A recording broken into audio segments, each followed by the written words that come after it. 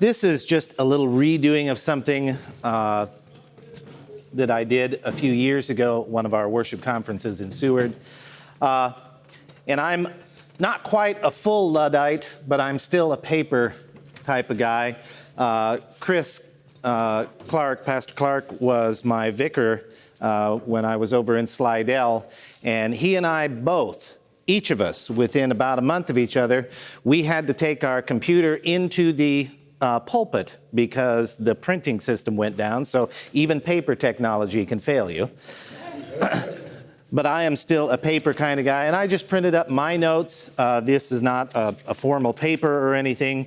I'm not sure I even got the footnotes in proper Turabian style, but I titled this Blossoms Not Kites, and rethinking how we use sermon illustrations, because that's one of the areas, at least in my experience and having heard a lot of sermons around, where people will either get it really right or will they really stumble, as in using illustrations. And the title comes from the late homiletician H. Grady Davis, who said that sermons should be like a tree, and he expanded the idea in what looks like poetry, but he says was a major idea of how his whole book expanded. A sermon should be like a tree. It should be a living organism with one sturdy thought like a single stem, with natural limbs reaching up into the light. It should have deep roots, as much unseen as above the surface, roots deep underground in the soil of life's struggle, in the subsoil of the eternal word.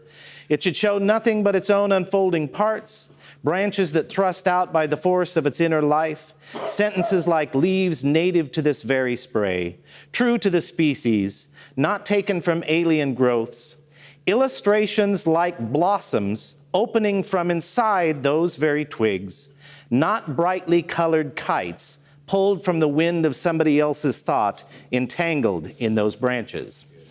Hence the title. I believe good preachers will craft illustrations that are blossom, that spring from the twigs of the sermonic tree, not kites. Blossoms belong in trees, of course. Kites are blown in. And though kites can be pretty, they attract attention to themselves and away from the tree when they're in the tree. I've always loved that imagery for the way to use illustrations. And the blossom kite image is also an arresting metaphor, which points to the subtitle. In understanding how metaphors like this work, preachers can learn to craft better blossom illustrations.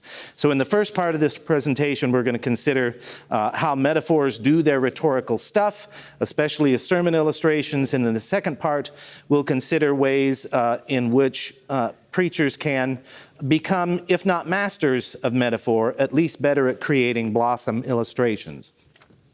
And then we'll briefly consider how we as busy pastors and preachers can avoid kites and craft blossoms. Preliminary thoughts. Not all the sources that I quote, I hate to have to say this, but not all the sources that I quote or that go into this are Lutheran or even Orthodox. Soskus, whose book I'll quote, and I'll go out to the car at the interim and bring in some of these books so you can look them over. Metaphor and Religious Language is probably the best book on this, although she is not an Orthodox person, and in fact is rather agnostic in the way that she talks about using metaphor in religious language. But that fact doesn't preclude us from learning from these sources where and when they get it right. And this next one is a big one. Not every sermon has to include an illustration or illustrations at all. In fact, most often, the most questionable and downright unfaithful preaching happens when the pastor tries to squeeze in something. Oh, I found this great story. Now if I can find a text to make it fit. Years ago, there was a Midas muffler commercial where a lady is going to a non-Midas shop to have a muffler put on, and she's talking to a kind of fly-by-night mechanic, and he holds up this giant muffler, and she's driving this little foreign car. She says, "Will that fit my car?" And he picks up a hammer. "We'll make it fit." So sometimes you get these ideas, wow, this is a great story, and maybe it is a great story, but maybe it will never be used in a sermon. And if you write a faithful sermon that's faithful to the text, you've explicated law and gospel, that's the key. Not every sermon has to have an illustration. Sneaking in a metaphor that is inappropriate to the central thought also. Maybe it's good for one part of it, but not to the other. Fidelity to the text and proper distinction of law and gospel are the keys. And not every metaphor and not every illustration is a long story. We heard one today I loved in chapel when Pastor Clark read the little bit from Luther. Did you catch what he's talking about? Jesus as the Lamb of God, baked on a cross, was it? Or roasted on a cross.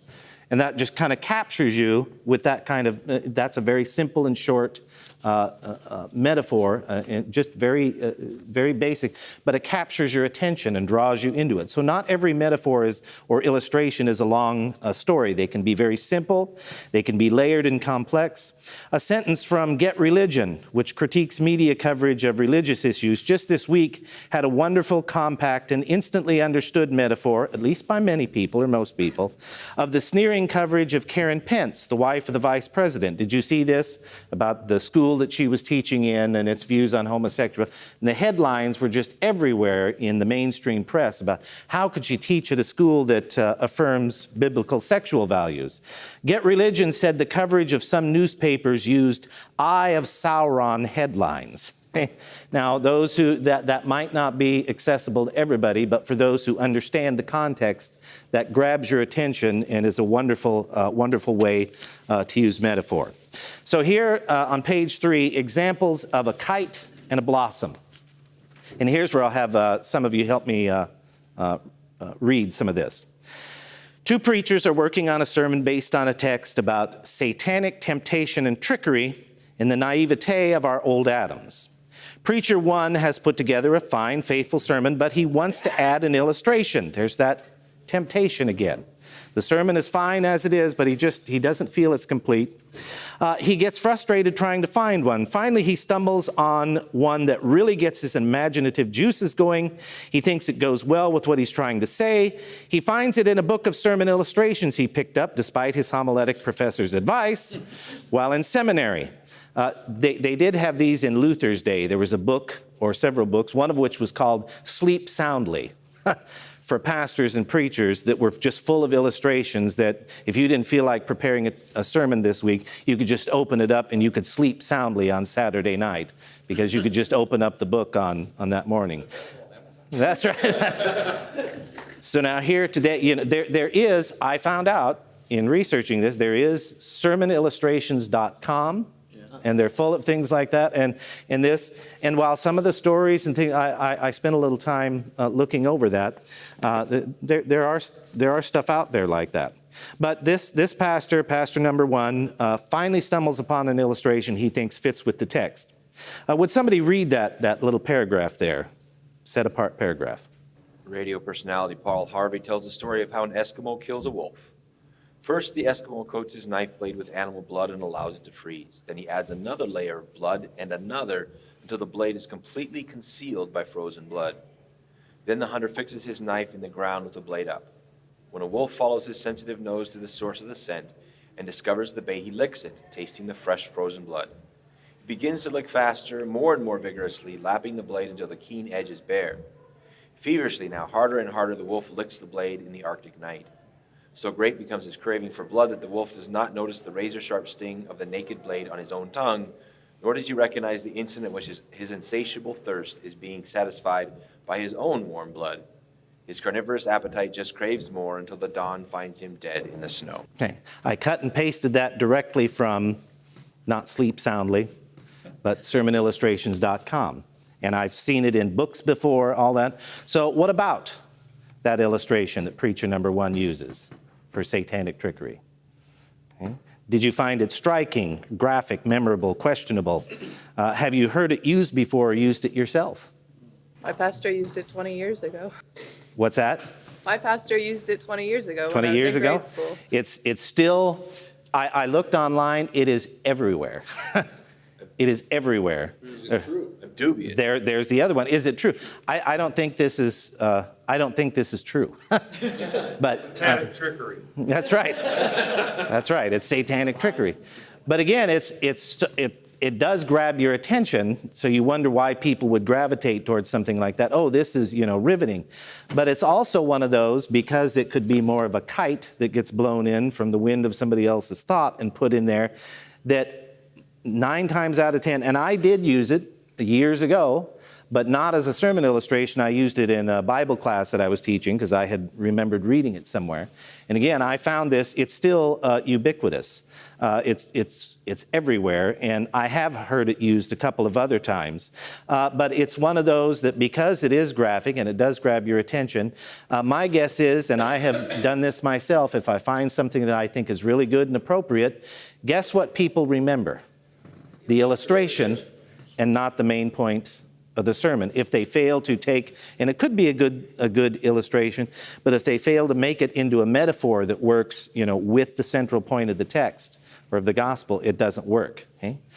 Note, it isn't yet a metaphor for anything. The preacher extends it in his sermon to note how sly Satan gets us by trickery and by our desires to lick the knife. As it stands, it's just a story. He has to make it into a metaphor, and we'll talk about how that's done a little bit later. Now, Preacher 2 goes on a different route. Thinking about the text and the devil's trickery and our ho-hummy attitudes about him, he crafts a metaphor of his own. He doesn't go to any other sources. He just thinks, well, how does the devil work in and amongst our lives?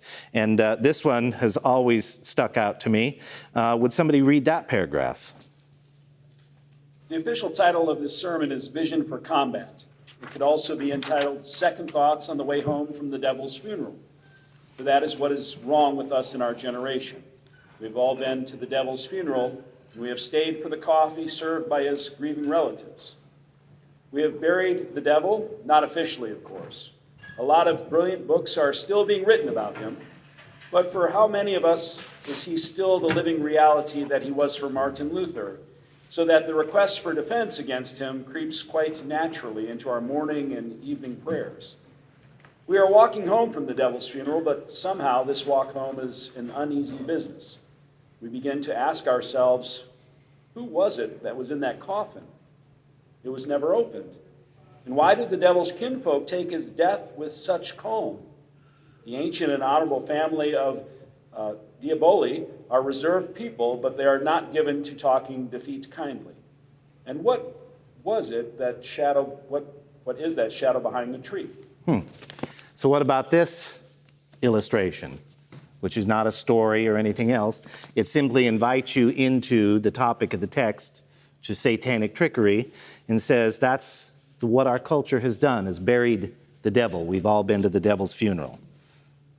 And what about it compared to the knife illustration? To jump to the second point, I think it'll help in that discussion. Note how the first illustration is portable.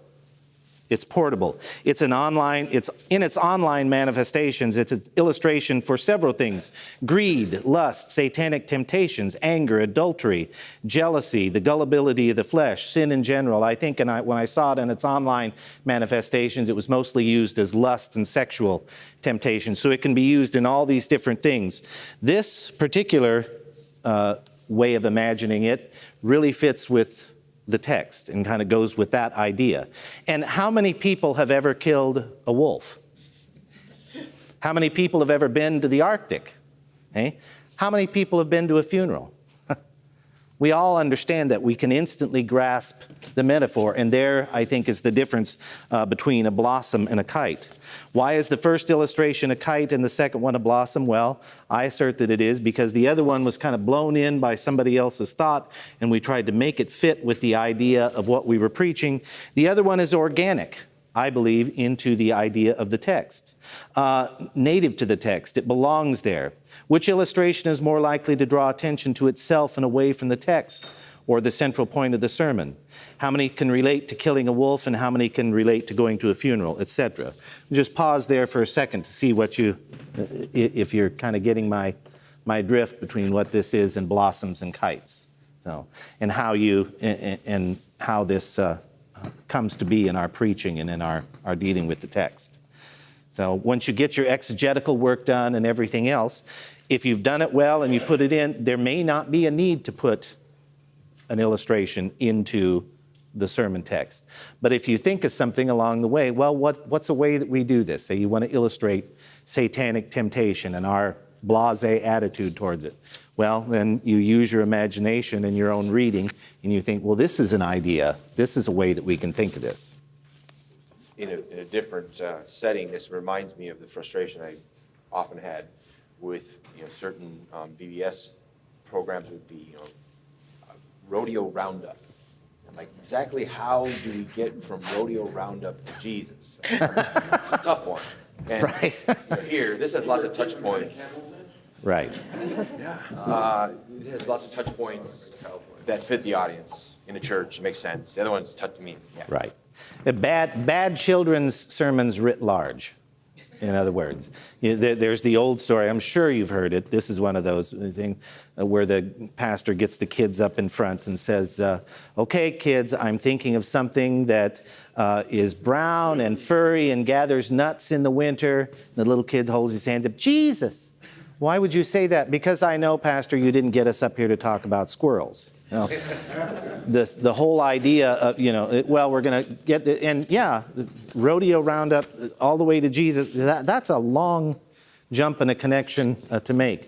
Or as Professor Smelder, the now departed teacher of homiletics when I was there, said he just raved one time, spent 10 minutes of our hom class talking about he saw somebody held up to teenagers, not teenagers, and said, Jesus is like this rotten apple. And he said, I wanted to jump up right then and there and start screaming, but I thought, no, I'm so intrigued at how we get from a rotten apple to Jesus that I'm going to sit here and listen to this thing. So, sometimes we see something and we think, it sparks an interest in our minds, but then when we get to try and move it from rodeo roundup to Jesus, it just doesn't work. Then there's the perception of our parishioners. Like I was doing a children's sermon on Jesus healing the 10 lepers. Right. Of course, the kid heard leopards. Leopards. And by the way, stop me if we get too close to time. Okay. And like even the Eye of Sauron headlines. I love that.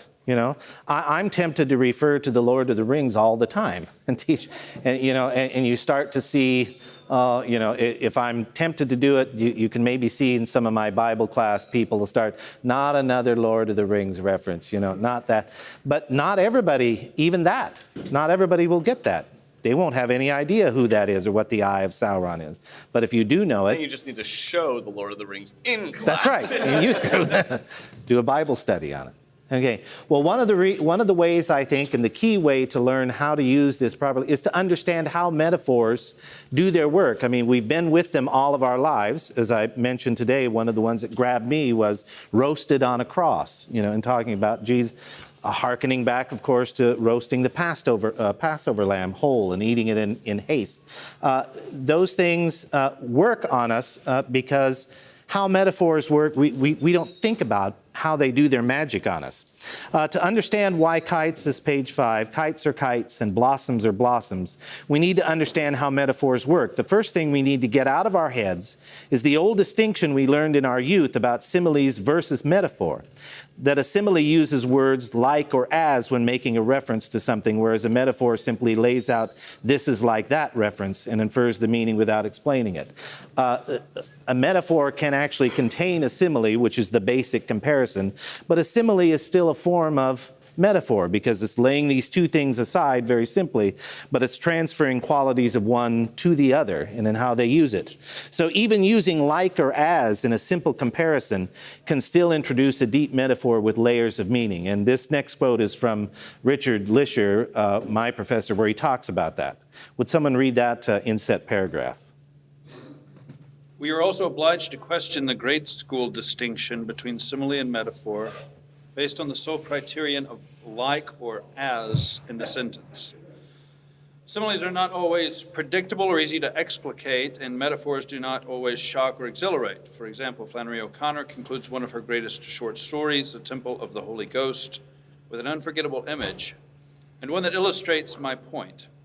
It occurs in the context of a little girl's discovery of the ways in which the cruelty of human beings coexists with the grace of God in a small southern town.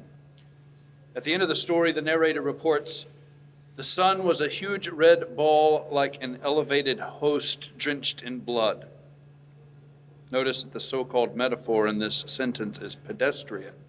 The sun equals a red ball. But the simile, that part of speech that grammarians tell us is predictable and inferior to metaphor, the sun equals like an elevated host drenched in blood, packs the real wallop in the sentence and teases out a powerful meaning from the story. Okay. So there again, you may say, oh, well, similes use like or as. That's not necessarily really the distinction. A metaphor can contain a simile within it. That's the base comparison between the two things. You know, the sun is a red ball, but then that simile draws you in, that's the metaphor, and it draws you to the simile where the real power is, like a red host, or a host drenched in blood. And of course, Flannery O'Connor's Catholic audience, and even us, would think, oh, you know, the Holy Sacrament, the Holy Communion. So there are different theories about why metaphors do what they do, and we're not going to get deeply into those. If you want to, you get the Janice Martin Soskus book, Metaphors in Religious Language, and it's heavy reading, but it's got, and again, she's not an orthodox in all she has to say, but it really goes deep into the history of how they study metaphor and how it works. But basically, the two words you'll need to know as preachers are tenor and vehicle. We don't have time to delve deeply into theories of how metaphors work. For the longest time, there was Aristotle talked about ornamental theory, that it lays one thing beside another and shocks the hearer in the comparison. Transference, that things from both the thing and the thing that it's compared to go between each other. Emotive substitution. Emotive is basically, the metaphor works because you like it. Oversimplification, of course. Interactive, that they share things between them. You want to read about this, get the Soskus book. All touch on one aspect or another of the work of the metaphor. But here's the best definition. Metaphor occurs in the tension in the utterance of two terms, both like and unlike. The thing that is compared is both like and unlike the main issue, from whose interaction insight emerges. One critical difference between symbolic and metaphorical statements is that the latter always contains the whisper, it is and it is not. This contradictory quality gives metaphor its power to stick and to create. Metaphor uses expectations and establishes mental and visual relationships for which the listener is unprepared. Far from a mere illustration of the truth, metaphor creates the experience of truth by first destroying and then recreating meaning. And they do that through tenor and vehicle, and this is I.A. Richards, which is the most accepted theory of metaphor. Tenor. This is a very simple way to explain it. The tenor of the metaphor is the subject, and the vehicle is the thing in the metaphor which makes us look at the tenor in a new way. For example, a Lutheran pastor says of his parishioner Bob, Bob is an alligator. That's a very simple metaphor. The tenor, Bob is the tenor, the subject. Alligator is the vehicle. It contains and summons ideas that are now transferred over to John. And that's what he meant by the whisper. It is and it is not. Bob, rather, is and is not an alligator. Now, this gets complicated. Compare the metaphor of the devil's funeral. What's the tenor and what is the vehicle? If, again, Bob or John is an alligator, alligator is the vehicle, Bob is the tenor. Everything about the vehicle, alligators, is certain things are transferred over to Bob. But what elements of alligator in the metaphor are transferred over to Bob? Why do we call him an alligator? Scaly skin. What's that? Scaly skin. That's right. Scaly skin, maybe. But he's there. Why do we wait to chomp on somebody, kind of imagery? That's right. We call that. We use that metaphor, and we all understand the context. As this is a person who's lying in wait to grab you, take you to the bottom, roll you, eat you, destroy you. I mean, it's a terrible metaphor, and maybe I shouldn't use that. Let's use another. You're all sitting here thinking of your alligators. Let's use another. When we talk about, not even Republicans and Democrats, if we said, I remember when Senator Nunn from Georgia was still in the Senate. Senator Nunn is a hawk. And those who are on the other side of, military strategy or use of our military overseas are doves. What do we mean by those metaphors? What's the tenor and what's the vehicle? Senator Nunn is the tenor. The vehicle is hawk. What of hawk is transferred over onto Senator Nunn? Hunter. Aggressive, the attacker. He's the one that's on the attack and on the move. So that's what, in very basic, what tenor and vehicle is. And another thing that you can read to help understand this is an essay by Richard Lisher, and I have copies of it over here if you want to make some, called "What Language Shall I Borrow? Use of Metaphor in Preaching." This gets complicated. Compare the metaphor of the devil's funeral. What's the tenor and what's the vehicle there? This is a more expanded metaphor in the ways of our thinking. The vehicle would be the devil's funeral. Okay, the tenor would be we who are ignorant of, and ho-hummy about, we, the society, and people in general have ignored the Satan and his wiles, or were susceptible to them because we have buried the devil. Those kind of things. But it extends even farther. Consider another metaphor, and this is in that same devil's funeral sermon, and I have always loved this when I think that I'm feeling weary from laboring in the parish. This metaphor has always stuck with me. And again, it's a layered metaphor. There are several different layers of the tenor and the vehicle. Would someone read that at the bottom of page 6 on to 7? Another favorite stratagem of Satan is the stratagem of weariness and self-pity. Satan has the high art of making us feel noble in our vices. Take one that is close to us. You are tired. Satan can make us feel awfully noble about our weariness, our tiredness. We have really been slugging it out, but the question we have to ask in this tricky battle is, am I tired from work, or am I tired because I don't want to work anymore? There is quite a difference.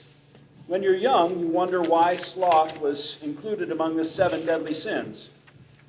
Acedia is for us then a remote and untired sin. As you get older, not too much older, you begin to know how satanic the temptation of melancholy and resignation really is.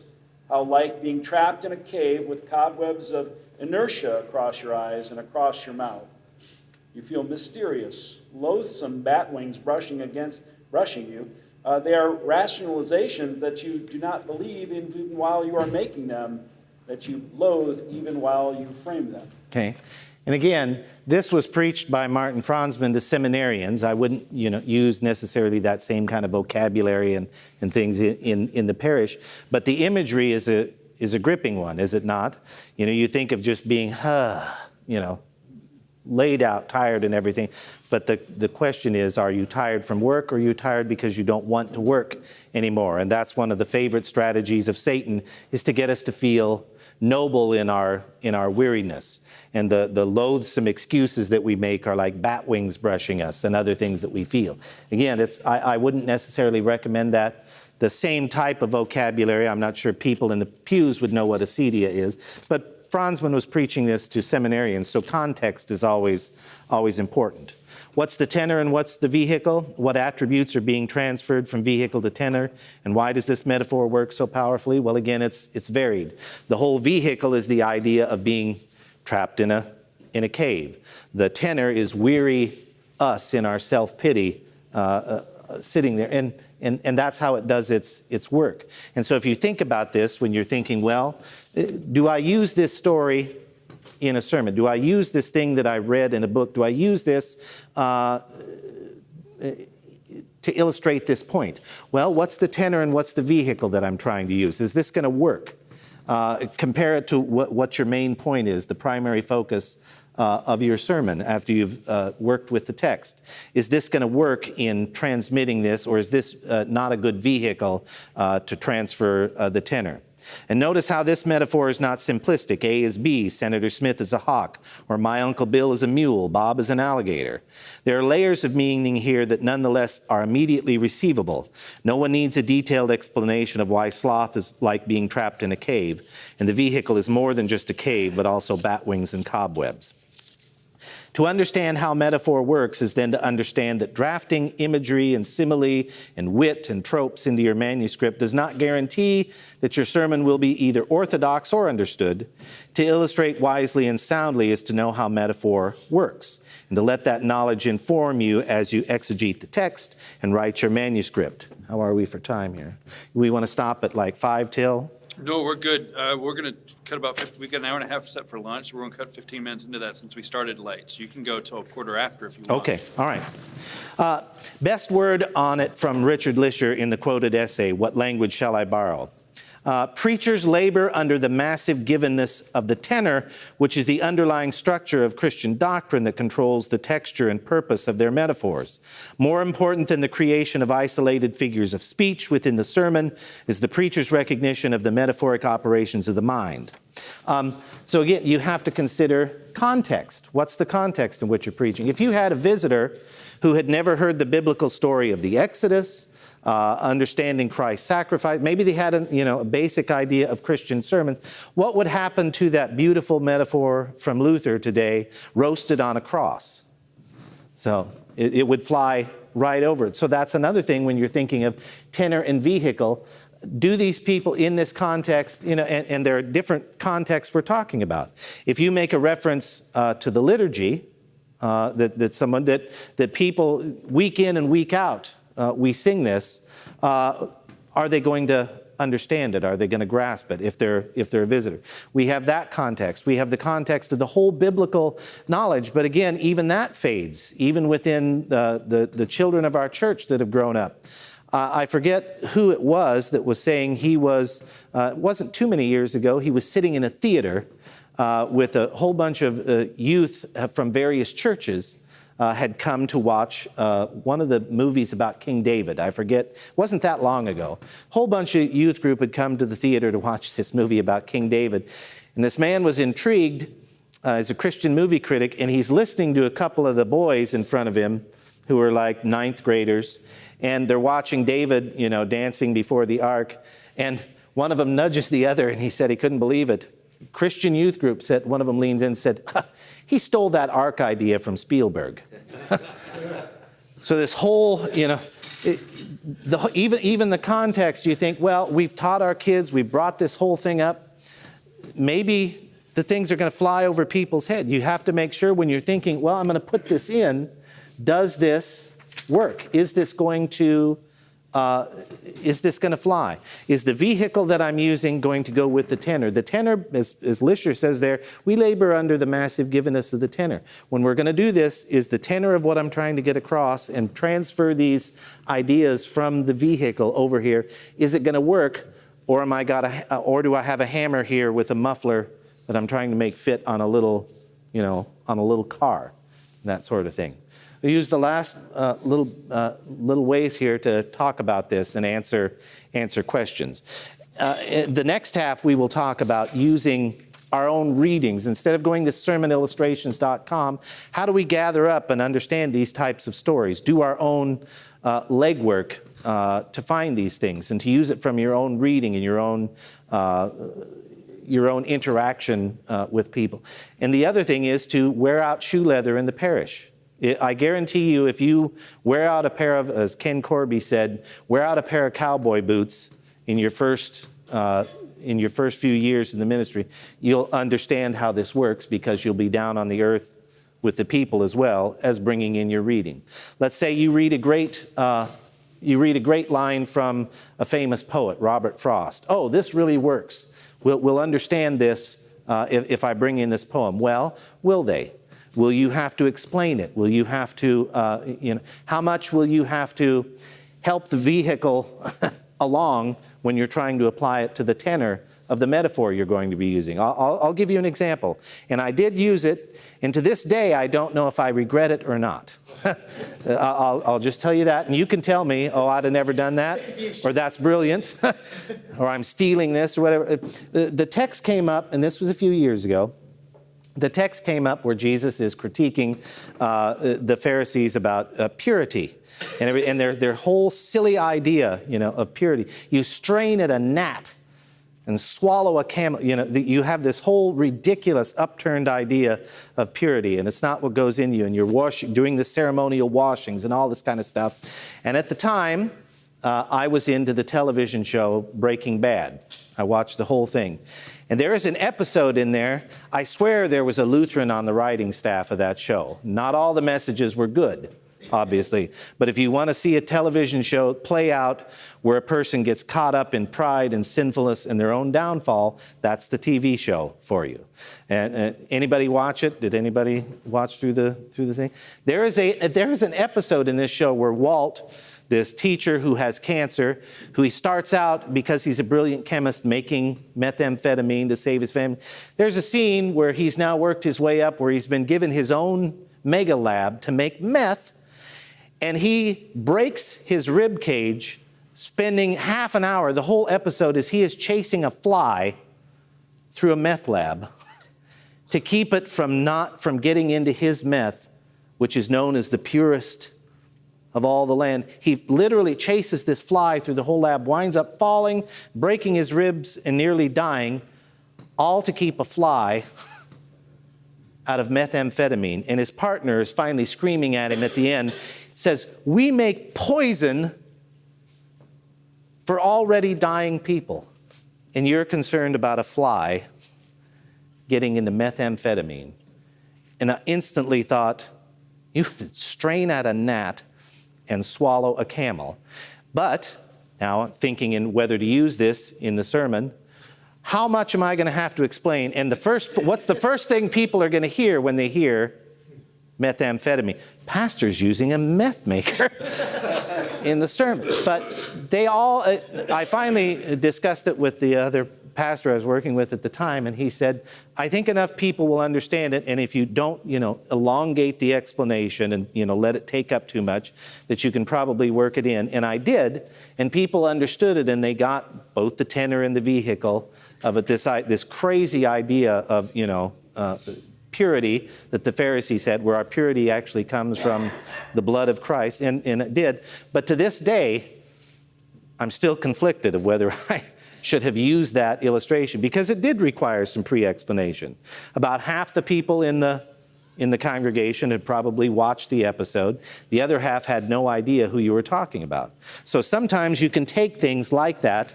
This is a great, and maybe the story that you're reading actually had that idea, that they were referring to a specific biblical text. But if you're going to use it, you may have to help both the tenor and the vehicle along in order to make the connection. So did you then connect the methamphetamine to the righteousness of the law and the works righteousness? Yes. Because then I think, that's fantastic. Yeah. If you get there, because people don't really think about works righteousness as poison. Right. So. Yes, I did. In fact, the biggest effort, that was the easy part, actually, is referring it, that part of it, getting them to understand that vehicle and the tenor.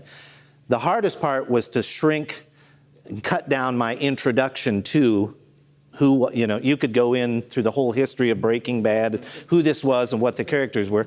And I spent probably 4 hours cutting down to where it would just be enough of an introduction to where I could tell the story and then refer, his ridiculous pursuit of purity, not unlike, the Pharisees, and our efforts at, our own self-righteousness and purity, is perfectly captured in this picture. And it is poison, just like meth eventually poisons your body and is death. You're swallowing death when you take it. And if you pursue your own righteousness and your own efforts at, purifying yourself, it's equally or more deadly than methamphetamine. That was actually the easy part. The hard part was crunching down the introduction to it. So, other thoughts, things about that? I suspect we've been talking some about biblical illiteracy over the last couple of days. I think there's a lot of literary illiteracy, and even pop cultural in a cohesive communal sense. 20 years ago or 30 years ago, on a Friday night, most everyone was watching the same TV shows. Right. And now with Netflix and Amazon Prime and I mean so everybody's watching whatever they want whenever they want. And you don't have this, even with something like TV or a movie, a common experience to refer to. And so I suspect that there's a lot more legwork you have to do to utilize those as illustrations. Right. And to be extra careful when doing so. And again, to go back ultimately and remember, not every sermon has to have, is it faithful to the text? You may have this great idea and the illustration may really strike you as great. Is the temptation then too great to try and pry it in there just because you think it is a great idea and a great illustration? And there is a way to get around that too. Maybe if you think, well, this is a great way to illustrate it, maybe the way then is to use it in class, in Bible class, when you're talking with somebody. But as for the common sense of reference of what people have, this is just falling apart more and more by the hour. My second half, just a little advertisement for the second half. If I said to you, Barkus is willing, how many would you know what that's from? Barkus is willing.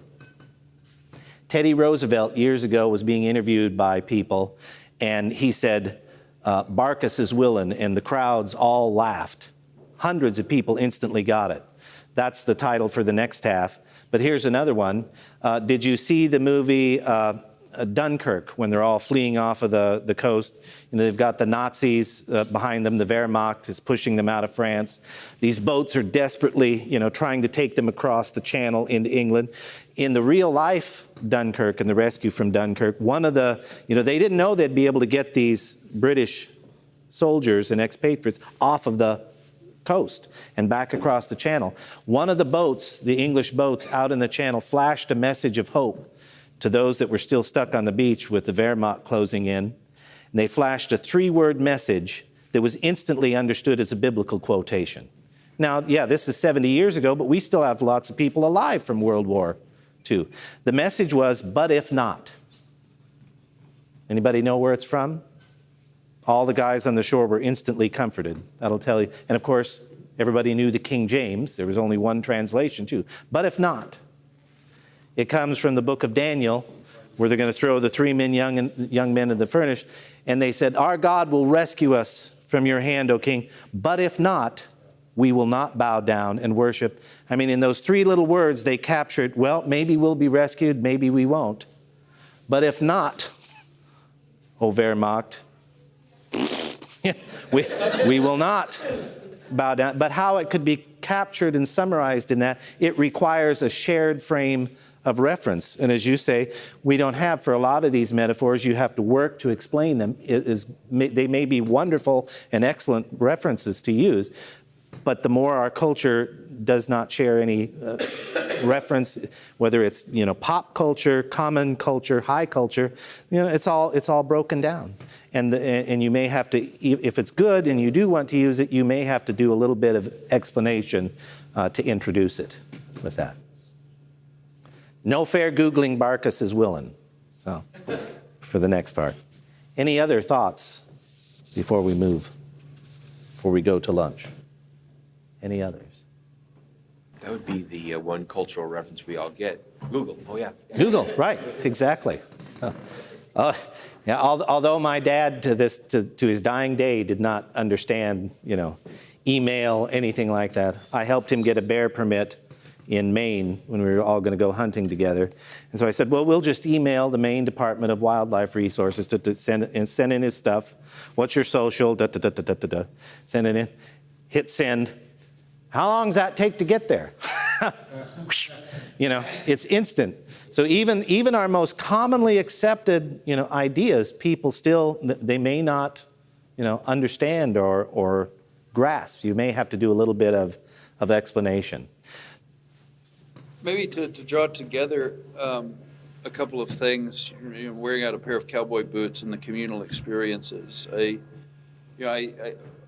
My experience has been the more we're able to have things like table fellowship and to spend time together as a community, or within Bible study. I mean, it's oftentimes that I'll refer to Bible study 2 or 3 weeks ago, or things that we've gone over the past few months within sermons, in order to sort of drive something home. And these are experiences that we've had in common, and discussions that we've had, that when you make that reference, it brings to mind a whole host of other things that surrounded it.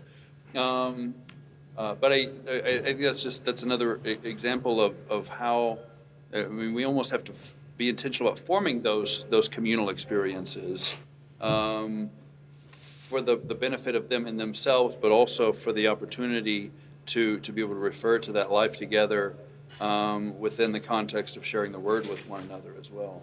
Absolutely. Yep. Absolutely. Did I really cut down a lot on, I don't want to get too deep into tenor and vehicle. Did I make that clear as mud, or was that, an understanding how that works? The Soskus book really is good, and I'll make a photocopy of the essay by Lisher on what language shall we borrow to anybody who wants it. But if you want to go deep into some of those, it is fascinating how metaphors work and how they hit our minds. Like, again, I hate to keep going back to it, but that stuck in my mind from the devotion you read, roasted on a cross.